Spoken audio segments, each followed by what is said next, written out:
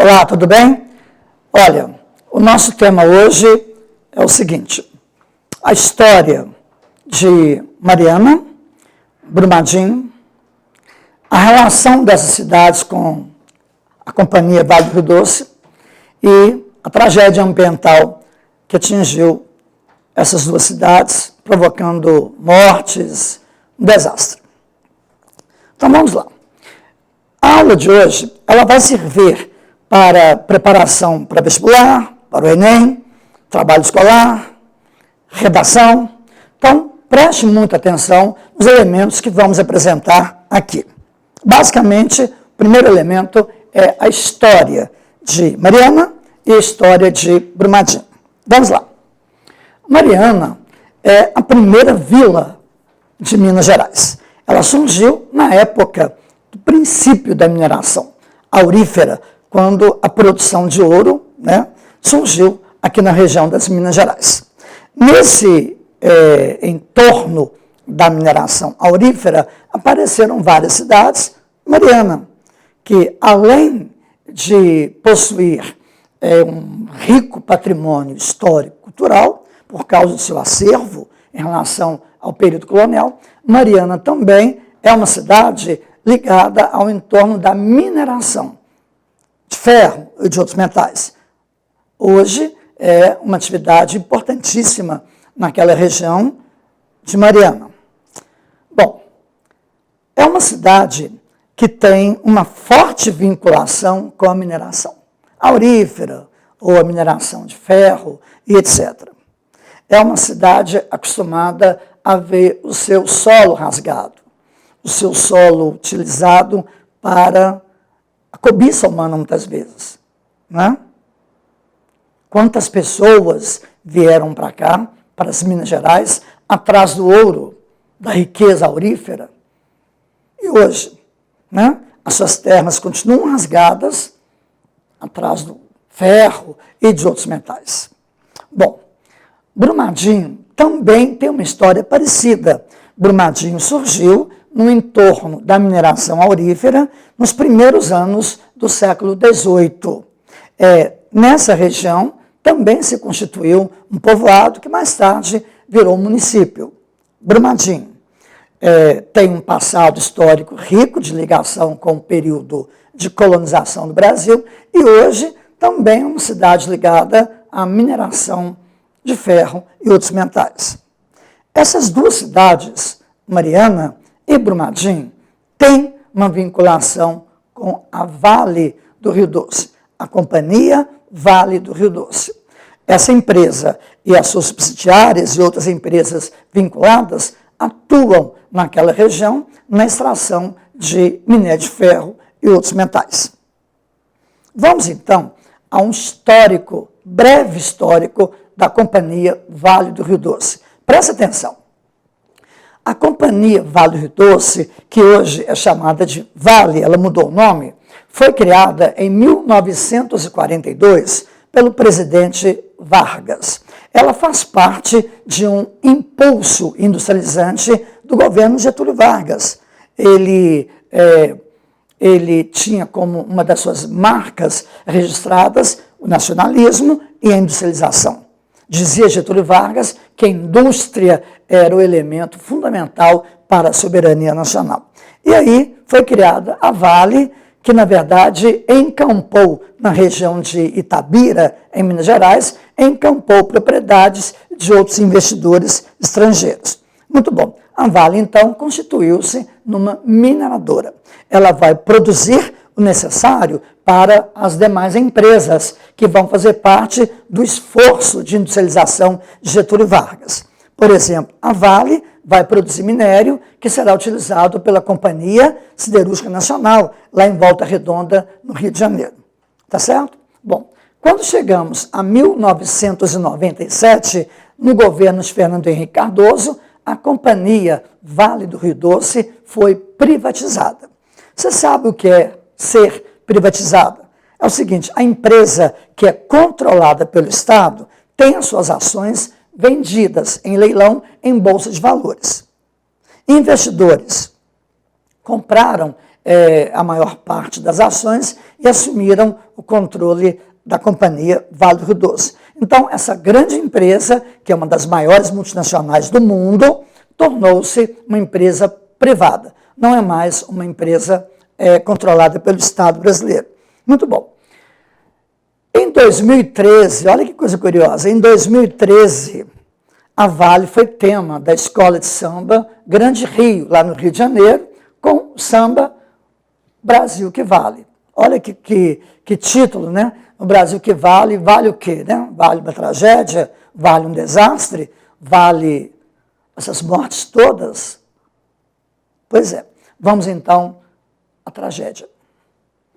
5 de novembro de 2015, o subdistrito de Bento Rodrigues, que fica pertinho de Mariana, pertence a Mariana, ele simplesmente desapareceu a partir do rompimento de uma barragem da Vale.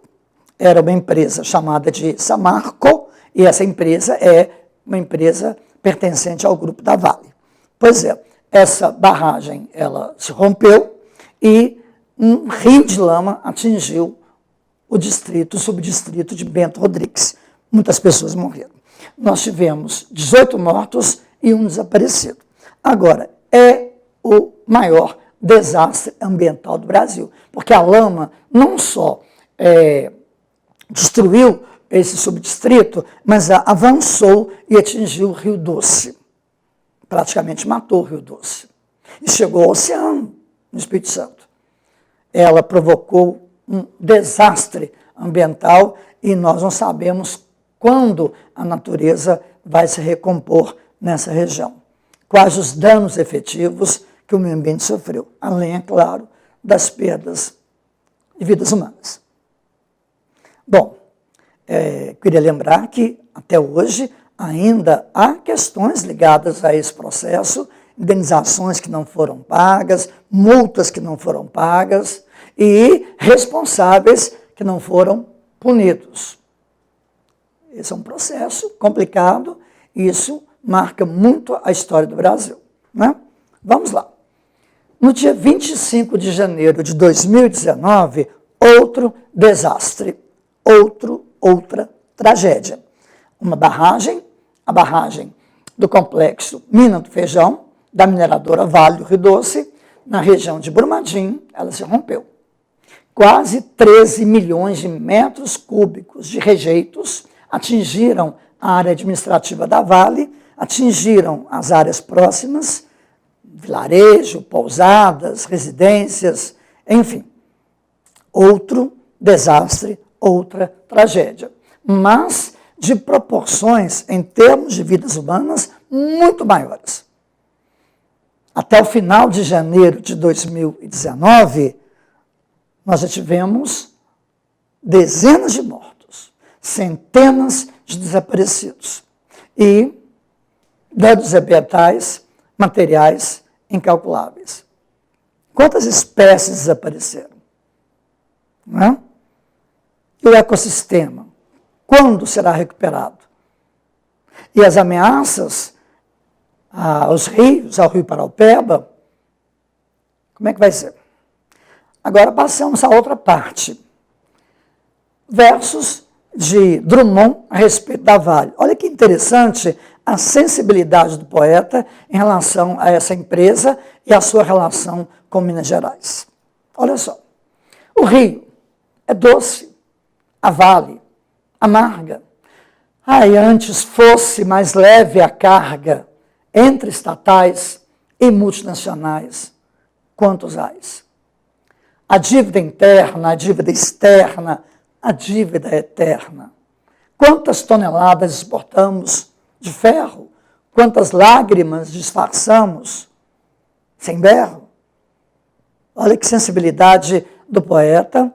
E quando ele relaciona a Vale e o Rio Doce. Observem, Drummond fez esse poema há muitos anos. E anos depois do seu poema, parece uma profecia. O Rio Doce praticamente morreu em função da tragédia que aconteceu em Mariana. Né? Bom, a próxima parte. Agora, Direitos humanos, atenção, porque quando falamos em desastres, em tragédias, nós falamos em vidas humanas. Pessoas que morreram, pessoas que perderam seus entes queridos, seus pais, seus filhos, seus maridos, seus irmãos. Né? Então, nós temos violação a direitos. Dentro dessa análise, fique atento aos direitos humanos e às suas gerações. Hoje, nos concursos públicos, nos vestibulares, por exemplo, nós temos várias questões relacionadas a direitos humanos, mas dentro de uma evolução histórica.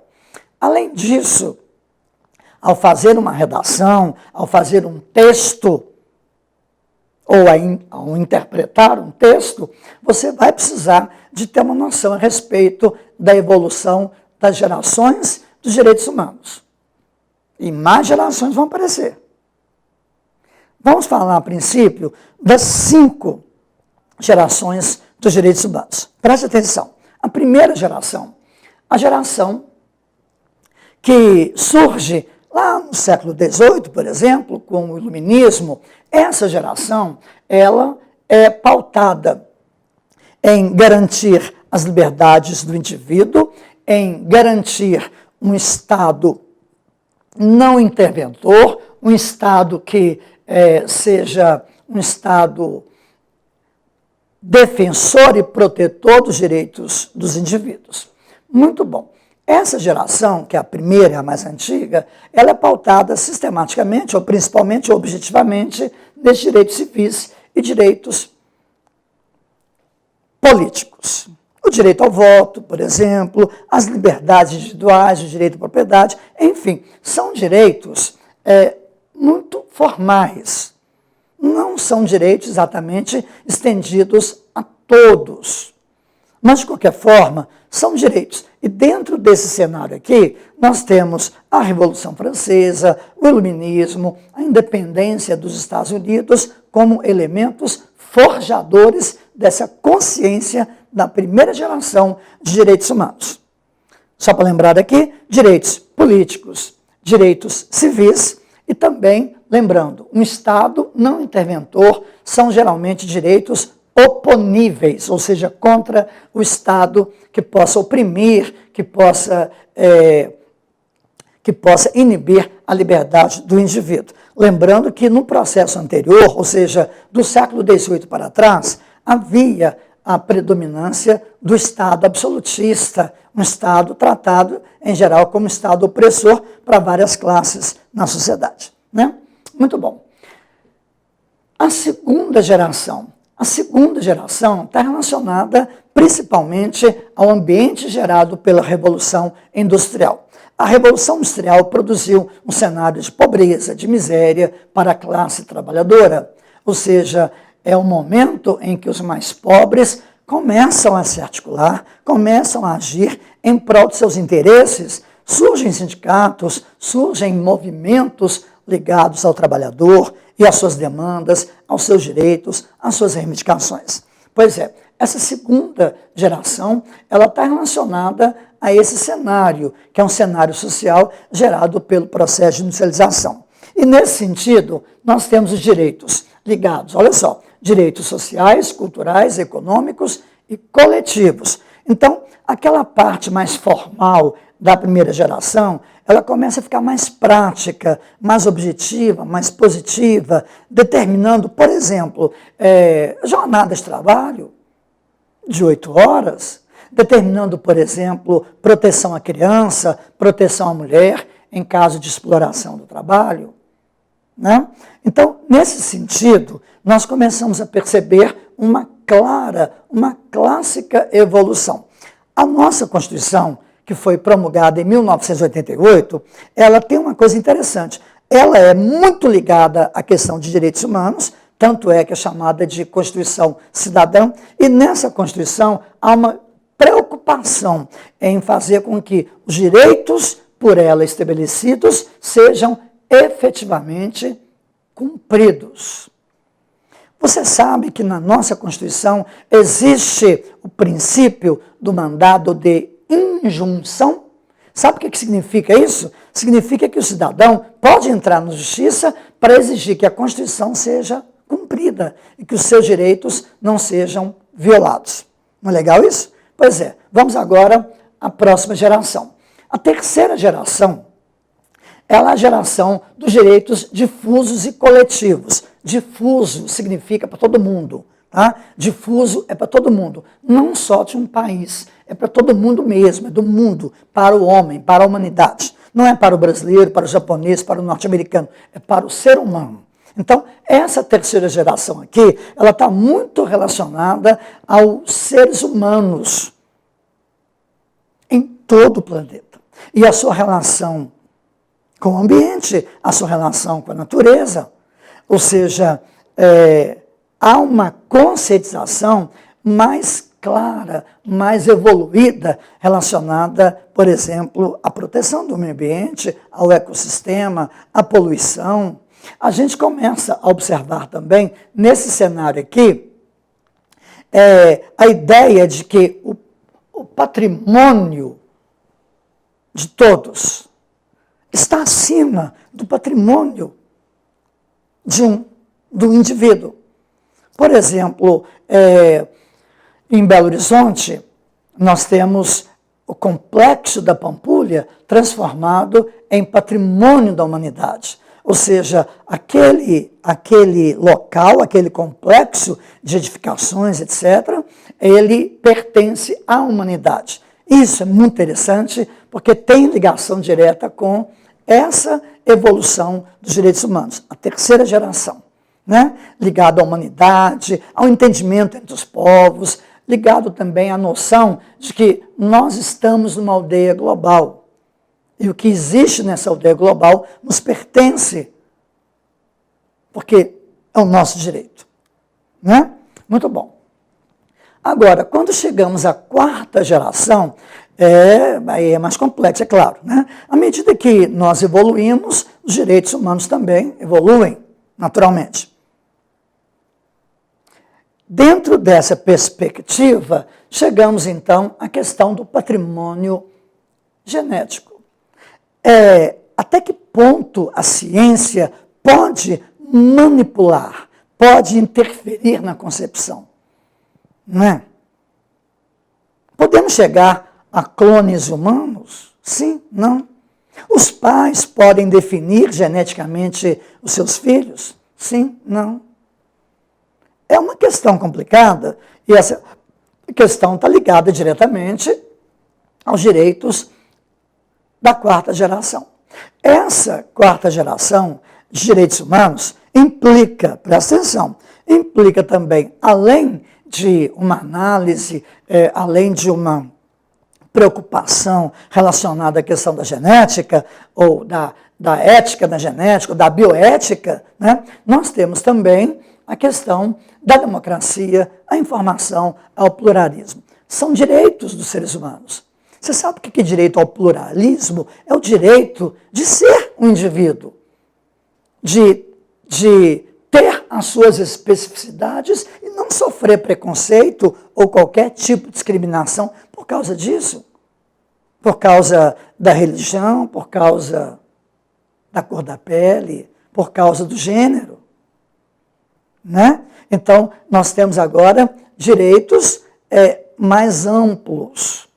O direito à democracia, mas é uma democracia não só de votar, mas uma democracia no sentido de que todos sejam beneficiados pela riqueza que a nação gera.